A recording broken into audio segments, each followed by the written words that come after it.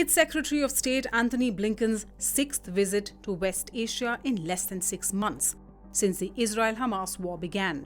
A trip to Riyadh, a meeting with Arab foreign ministers, Palestinian officials, and of course, destination Tel Aviv.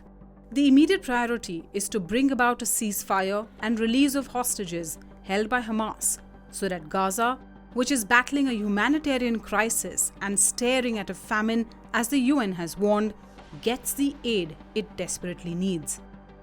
We've been working, as you know, with Egypt, with Qatar, and with Israel to put a strong proposal on the table. Hamas responded to that. The negotiators continue to work. The gaps are narrowing, and we're continuing to push for an agreement in Doha. There's still difficult work to get there, but I continue to believe it's possible. One man who's standing in the way is the Israeli Prime Minister. Benjamin Netanyahu has so far been adamant about launching a ground offensive in Rafah and has a plan for evacuating civilians before that.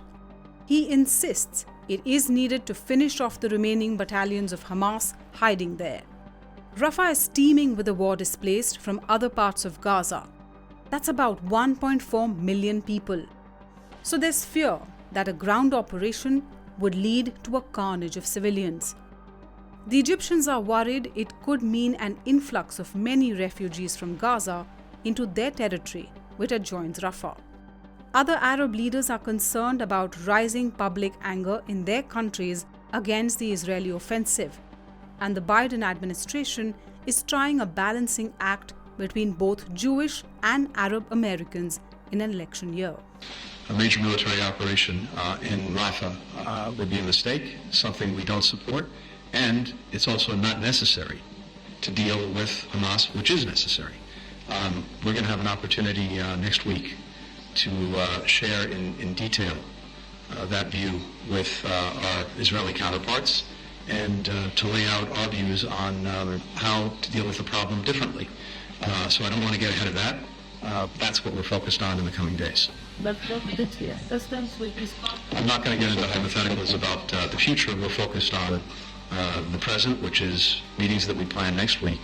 Again, to make clear why we think it would be a mistake to engage in major military operations in Rafah, but also why there's a false choice involved. It is possible and indeed necessary to deal with the ongoing threat posed by Hamas, but without a major military operation.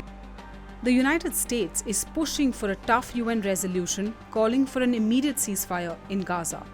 Joe Biden called up Netanyahu earlier this week, and the latter agreed to send a team of experts to Washington to discuss plans for Rafah.